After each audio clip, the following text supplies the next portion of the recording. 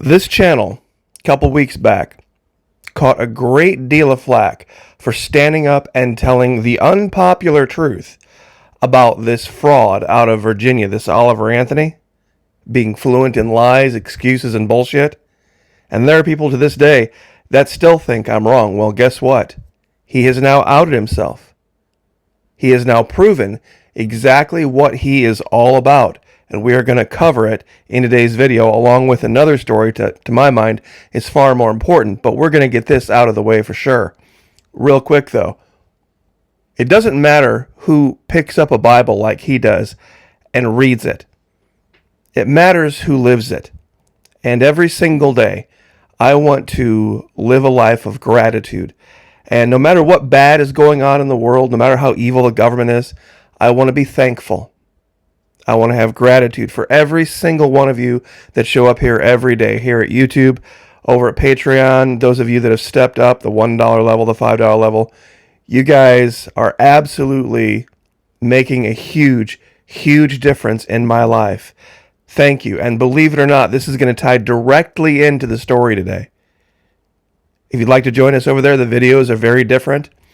We partner with a different server, a Vimeo server, where we can show things. And we aren't gratuitous, but we use imagery that gets the point home. Things that wouldn't be allowed here on YouTube. Now, the vast majority of the videos over there are at the $1 level, $1 per month, even less if you sign up for an entire year. Fully refundable first 90 days, no questions asked. There are a handful for the $5 folks, the folks that have decided to pledge a little bit more. God bless all of you. Thank you so, so much. Now, what am I talking about? What am I going on about? What's the big deal? Well, let's start here real quick. Let's start with another singer-songwriter, one of my favorites, Vince Gill. He said the devaluation of music and what it's now deemed to be worth is laughable to me. This was some years ago. My single, a 29-time Grammy Award-winning singer-songwriter, instrumentalist, cost 99 cents. That's what a single cost in 1960. On my phone, I can get an app for 99 cents that makes fart noises, the same price as the thing I create and speak to the world with. Now, some would say the fart app is more important. It's an awkward time. Creative brains are being sorely mistreated. He's also been quoted as saying, I've been more drawn to being normal than being famous, and he's lived that. He absolutely has. When all is said and done, the only thing you'll have left is your character, and that's the part I want to lean on. That's the part I want to point to today about having character. Doing the right thing when it's not convenient, doing the right thing when it's not easy or fun, or when you don't even want to, or when you don't even feel like it. See, those are values I was brought up with. Maybe Mr. Anthony wasn't. Oliver Anthony, Knoxville show, canceled after disagreement, giant air quotes, over ticket prices. There was no disagreement. This guy just decided he didn't want to honor an agreement his own agent made, and he took his ball and went home. The Richmond, north of Richmond singer was expected to perform at Cotton Eye Joe in Knoxville, Tennessee on September 27th. Now, the details of this should make you nauseous. Ticket prices were listed at $99 and meet and greet cost $199, which upset Anthony when he saw it on social media, meaning that he had no idea what his own agent, a personal friend of his, by the way, had negotiated. So he pulls over and says, don't buy these tickets. Don't buy these tickets. They're ripping you off. When he had no idea what the deal his own agent even signed entailed. Now, what's the part that's going to make you sick? This is from Cotton Eye Joe. This is the bar where he's going to play. It's a damn shame what the world's gotten to for the customers of the world-famous Cotton Eye Joe. Most times we say a show has been canceled due to circumstances beyond our control. Well, we are canceling the Oliver Anthony show under our full control. All refunds will be made in the next few business days to your original form of payment. Now, pay attention to this. This guy's just a working man. He's standing up for the little guy. He's never had anything in his life. Listen to this. The Northman of Richmond contracted to play the Cotton Eye Joe for $120,000. Let me zoom this in.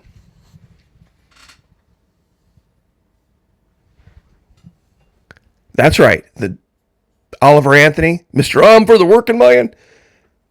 The Northman of Richmond contracted to play the Cotton Eye Joe for $120,000 for 60 minutes. That's right. 60 minutes for a 1-hour concert.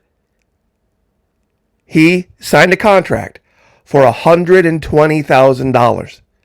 After doing the math and knowing we can hold only approximately 1,500 people, paying the ticket website their fee to sell the tickets, paying the tax man, all coming out of the end of Cotton Eye Joe, that 120 grand goes right in Mr. Anthony's pocket. He doesn't have a dime in expenses.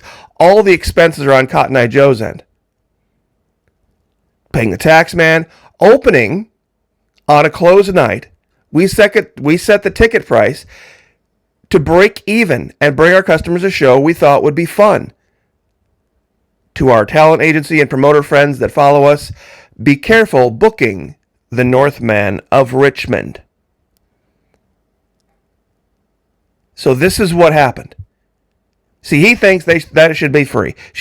We've done 2 shows and they were free. It shouldn't be really anything more than $25, but we really thought 40, and then no idea. You see, this is what I said from the beginning about this guy. He's a fraud. See, he had no problem picking up a check for $120,000 for 1 hour, but if, heaven help, the venue actually make a little money. Oh, no, sorry. No, we can't have that. No, we can't have that. I'm just going to back out. I'm just going to not keep my word. See, nobody, don't believe me? Don't believe me. Ask Vince Gill. Or ask anybody who's ever been in the music industry. What happens when you don't honor your word? What happens when your agent cuts a deal that you're not perhaps super happy with? You still got to suck it up and deal with it. $120,000 for 1 hour? Mr. Anthony, you're no Vince Gill. And Vince Gill himself, 29-time Grammy Award-winning Vince Gill, does not get $120,000 for a 1-hour gig. And even if he did, he could justify it. And for those of you, once again, that 120 grand did not have any expenses attached to it. All he had to do was show up for that. And he still canceled. What a joke.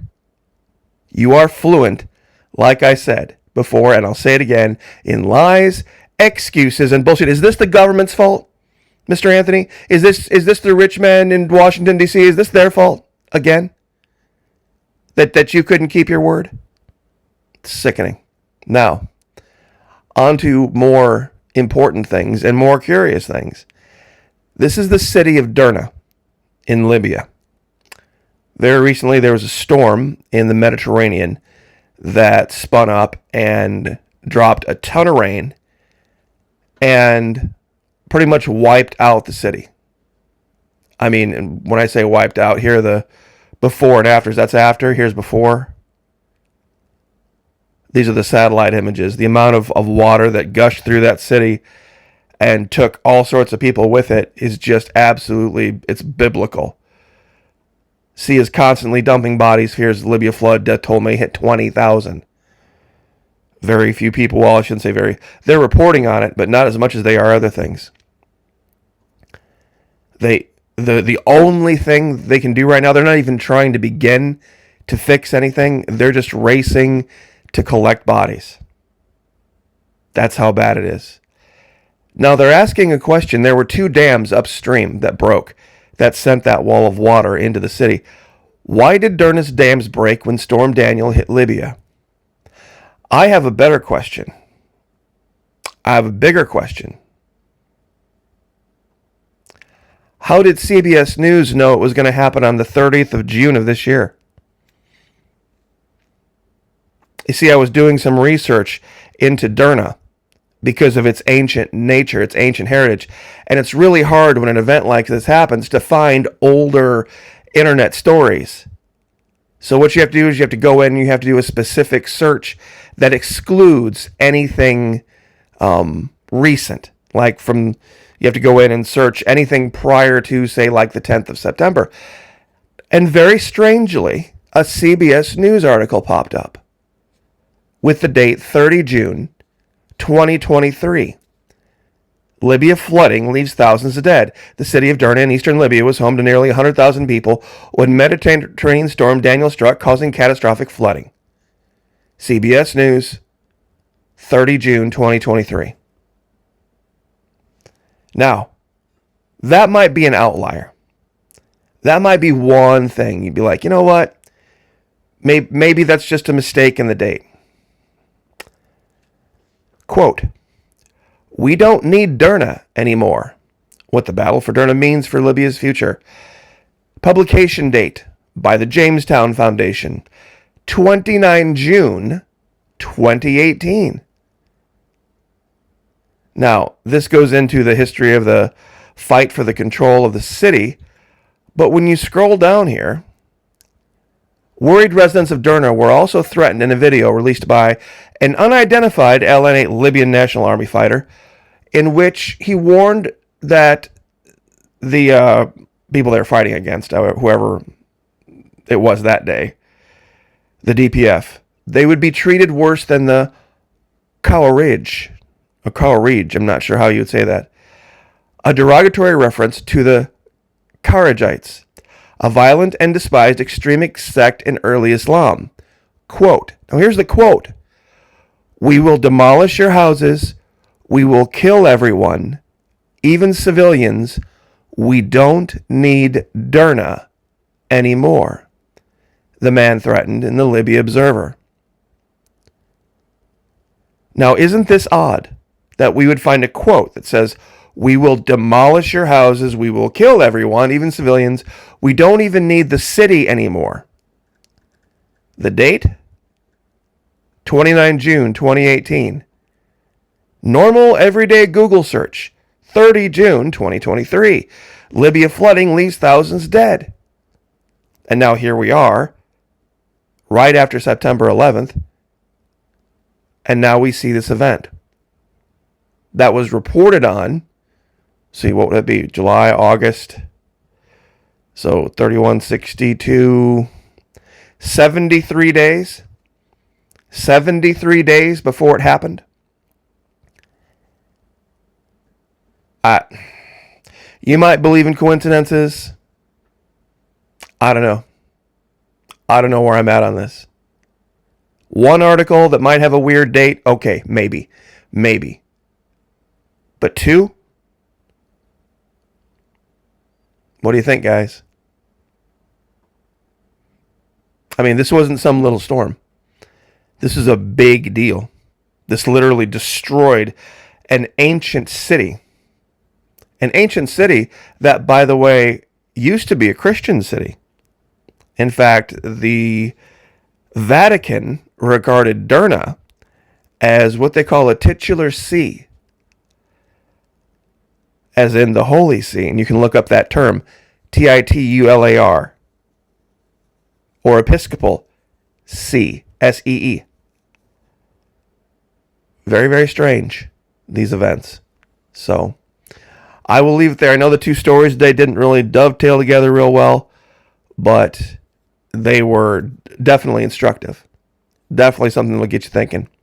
So, I'll leave it there. God bless. Pray for each other. I'll pray for you if you pray for me. I'll pray for you anyway, but please pray for me. And of course, lift each other up. God bless. Like, share, subscribe, and we'll see you guys next time.